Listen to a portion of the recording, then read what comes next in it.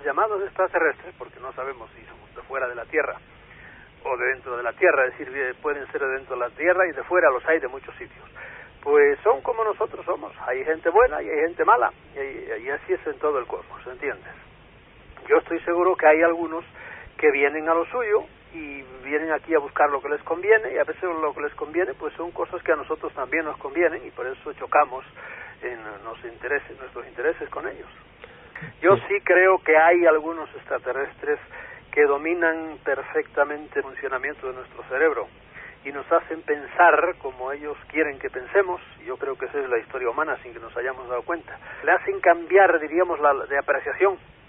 Todo lo que nosotros vemos a veces no es como lo vemos. Eso lo hemos visto en 40.000 casos de abducidos, que a veces ha habido testigos y ellos cuentan que vieron una cosa y los testigos vieron otra completamente diferente. Yo creo que hay de los llamados extraterrestres algunos que se interesan mucho por el funcionamiento de nuestra mente, por meterse dentro de nosotros, no sabemos con qué fines, indudablemente. Eso ya lo escribí yo hace mucho tiempo. Yo creo que algunas de las abducciones son debidas a que muchas son debidas a que, por lo que sea, no sabemos también, será por sus circunvoluciones cerebrales o por lo que sea, desde tiempo atrás los han escogido, y sobre todo a muchos desde niños los vienen siguiendo. Pero hay otras abducciones, de modo que las hay de todos los tipos, y las hay que, porque sucede que a esa hora, por chiripa, tal hombre o tal mujer van conduciendo su automóvil por una carretera totalmente despoblada, sí, altas horas de la noche, no hay testigos, y por estar en esa circunstancia entonces aprovechan y se los llevan, y luego se los llevan para diversos fines, y los vuelven a traer o no los vuelven a traer, etcétera. De modo que los hay que son escogidos y los hay que son por circunstancias del momento. Y he ido llegando a esta conclusión de que sí, la mayoría de los contactados salen mal parados de su relación con los extraterrestres. Los hay que han tenido la suerte de contactar o de ser contactados, porque en realidad el hombre no contacta, es contactado, lo escogen a él. Y han tenido la suerte de relacionarse con entidades muy evolucionadas, ¿verdad?, que no fastidian, como estos otros más pequeños, sobre todo estos últimos llamados grises, ¿verdad? Los cabezones, ¿no? Que son pequeños y cabezones y de todo eso, y que son más rudimentarios y por eso necesitan más de nosotros. Pero los hay que han tenido suerte y no han dado con gente de esta menos evolucionada y les ha ido bien, pero los que más intervienen, desgraciadamente, son estos que más necesidad tienen de nosotros, y a esos pues en general no les va nada bien. Yo conozco muchos casos de contactados que no les ha ido nada bien. Bueno, que se los lleven para allá es una cosa muy discutida. Y mira, todo en el fenómeno OVNI, todo es mucho más profundo de lo que parece, y no creas tú que se inventa constantemente, no. Al contrario, están apareciendo constantemente pues datos nuevos, casos nuevos, de los cuales hay que saber deducir. Esto de que se lleven a otros planetas, pues sí, se sospecha mucho. Yo, de hecho, en mi libro La amenaza extraterrestre, pues le dedico un capítulo entero, ¿verdad? Porque ha habido tiempos, hace muchos años, en que empezaron a desaparecer científicos y era una cosa muy rara, pero muy rara. Y como siempre, pues nos quedamos en la duda. Pero esas dudas que a veces han durado muchos años, al cabo de un tiempo, pues se esclarecen. Por ejemplo, ahora mismo estoy aquí delante de la máquina de escribir para un artículo para Espacio y Tiempo, en el cual yo narro 2 casos de estrellamientos de ovnis. Uno fue el de Spitsbergen en Noruega y otro fue el de Magdalena, el de los Llanos de San Agustín en Nuevo México. Los dos por muchos años fueron rumores nada más, muy discutidos, no se podían probar, no había pruebas, pero hace muy poquito tiempo, uno de ellos, hace solo 2 años, apareció un testigo que entonces tenía solo 6 años, pero estuvo allí, y vio a los hombrecitos y vio todo eso. Estos casos, como te digo, por muchos años estuvieron siendo un rumor nada más, no se sabía, pero poco a poco se van esclareciendo, y lo mismo pasa con muchas otras cosas, como de esto que me preguntaste, de si son llevados a ciertos sitios, pues a lo que parece yo creo que sí. ¿Por qué? Porque es que uno oye hablar a cierta gente que no tienen por qué mentir, y te dicen sí que cuando los llevaron fuera de la Tierra encontraron que allá había hombres. ¿verdad? Claro. Yo me acuerdo ahora en este momento el caso de Castillo, de Enrique Castillo de Colombia, sí. y el caso de este yugoslavo que vive en Perú, el que habló sobre Apu. Y son gente que son grandes amigos míos y no tengo por qué no negar de ellos. Y los dos encontraron que cuando me llevaron allá había humanos allá trabajando. ¿Y de Ganímedes sabes algo?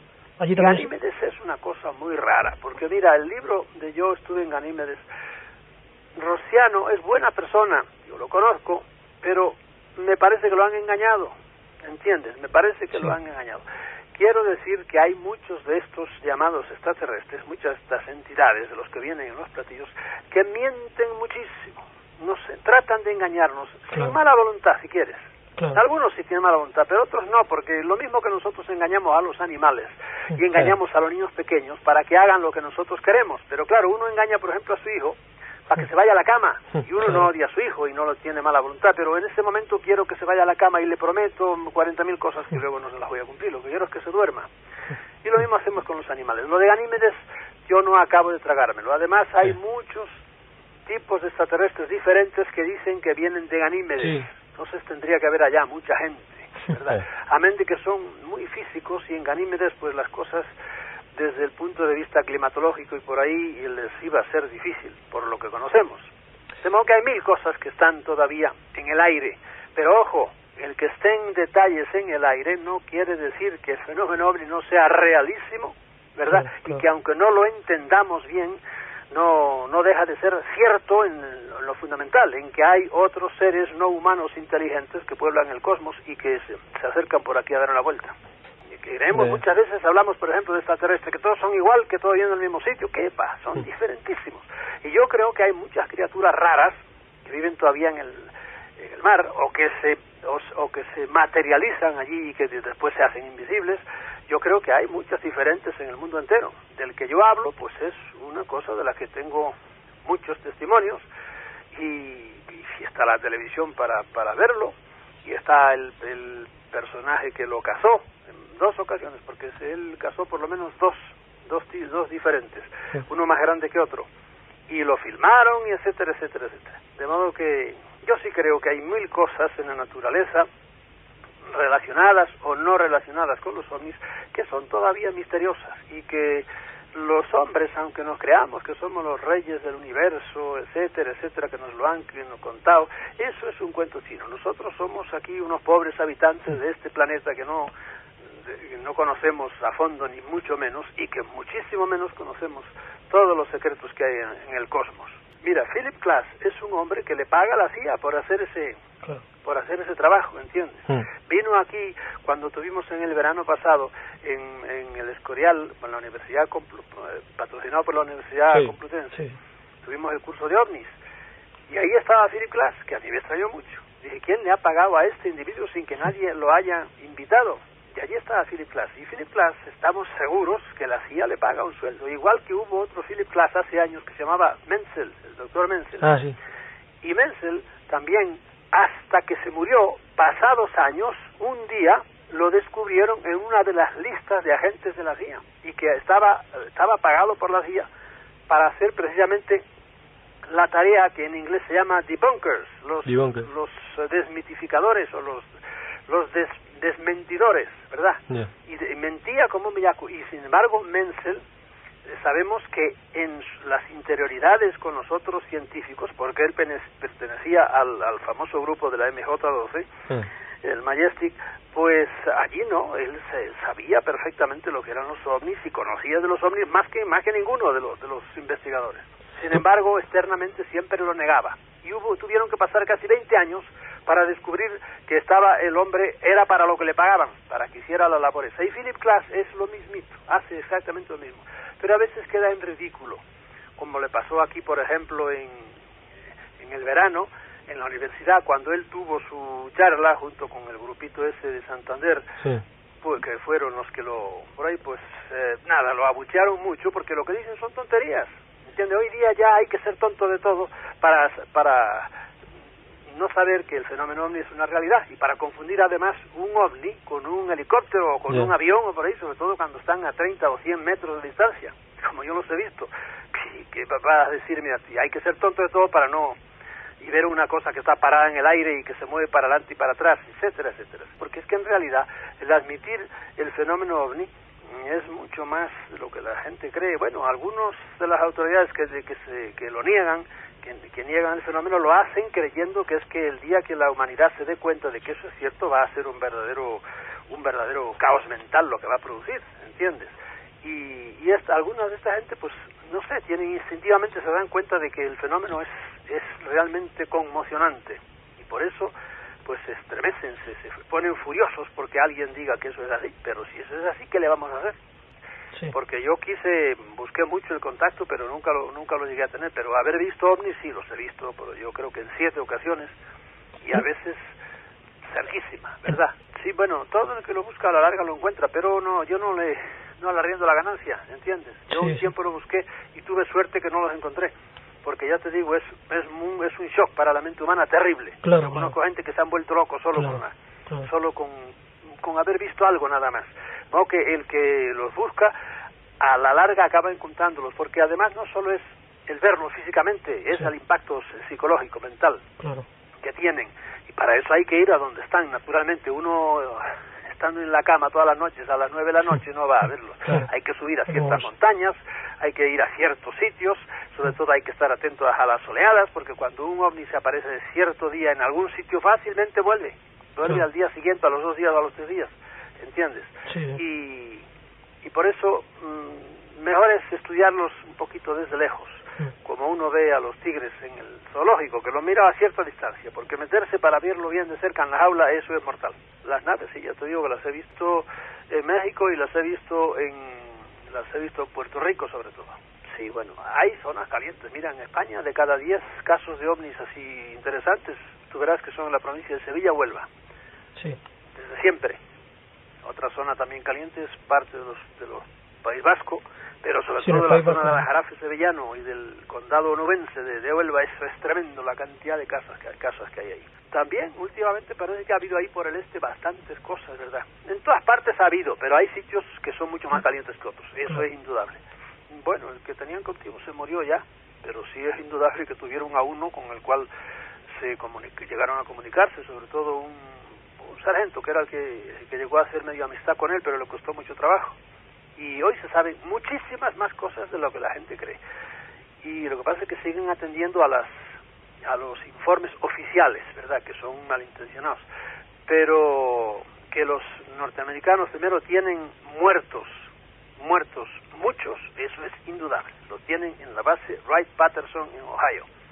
Después tienen algunos otros que yo conozco en varias bases, pero tienen 1 o 2, porque no te olvides que hoy día yo creo que hay más de 100 extraterrestres, cadáveres, que se han encontrado, más o menos bien conservados después de un estrellamiento de ovnis, porque si conocemos alrededor de 40 ovnis estrellados, quiere decir que el ejército, sobre todo los norteamericanos, pues tienen, sabe Dios cuántos. Y ahí había en el libro mío, sí, la amenaza extraterrestre, había 14 hombrecitos. Y precisamente pues, el mes que viene o dentro de 2 meses saldrá en Espacio y Tiempo otro artículo en que narro, que es el que estoy escribiendo ahora, 2 estrellamientos. En uno de ellos había 7, en el de Noruega había 7 hombres, y esos no eran pequeños, esos tenían 1,85 metros de altura, no, que eran más bien altos. Y en el otro había 4, de los cuales uno estaba vivo. Estuvo vivo yo no sé por cuánto tiempo, porque luego conocemos a alguna persona que vive todavía, lo vio, porque era un niño todavía, lo vio allí y se quedó pasmado. Y vinieron los militares y se lo llevaron todo, y ya desde entonces no se supo más. Y el MJ todo eso son cosas diferentes. Lázaro es un tipo que él dice, salió en la televisión y lo dijo, que él ha estado trabajando en la famosa base esa sobre todo en el S4, que es una zona, porque las bases militares, sobre todo de la Fuerza Aérea Norteamericana, son enormes. A veces tienen, qué sé yo, kilómetros y kilómetros cuadrados, y ahí no puede entrar nadie. Y luego dentro de esas bases enormes, donde están las pistas y los hangares y todo eso, pues hay zonas. Y hay la zona esta la zona restringidísima, que es la que llaman S4, ahí es donde dice él que él trabajó como ingeniero, y dice que él ha visto cómo trabajan allí extraterrestres chiquitos y pequeños junto con personal del ejército norteamericano y están practicando con ovnis, ¿entiendes? De eso tampoco tenemos duda hoy día, por otros casos que ha habido en que se hacen pruebas con ovnis y se caen los ovnis y forman unos líos tremendos a veces porque no dan con la clave, y los desgraciados de los enanos no se la dicen nunca claramente, ¿verdad? Y Bob Lazar fue a la televisión y dijo que él había estado trabajando en eso y era testigo de eso. Y claro, enseguida le montaron, el milagro no lo mataron, como han hecho con otros, le montaron enseguida un cisco, lo llevaron delante de los jueces, lo acusaron de practicar la prostitución o de inducir, porque resulta que él es ingeniero y le había hecho a una casa de esas de elegante, pues le había hecho no sé qué cosas allí electrónicas, como el ingeniero que es, y eso pues ya le dijeron que estaba él contribuyendo a la prostitución, y no sé, acabaron metiéndolo en la cárcel, pero bueno, él ahora está fuera, pero sigue vivo, acaba de publicar ahora unos tapes y unos vídeos, que yo no los tengo todavía, pero parece que están muy interesantes, ¿verdad? Pues sí, bueno, hay que tener cuidado, ¿entiendes? Él se fue a la televisión precisamente para, como dicen ellos en inglés, para hacerse público, porque así, si lo matan, y por eso es mejor que la gente lo conozca a uno que está dedicado de lleno a eso, y no,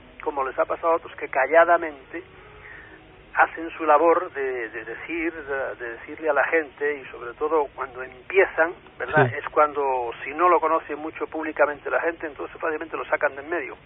Si es un militar lo deportan, o lo hacen callar de una manera o de otra.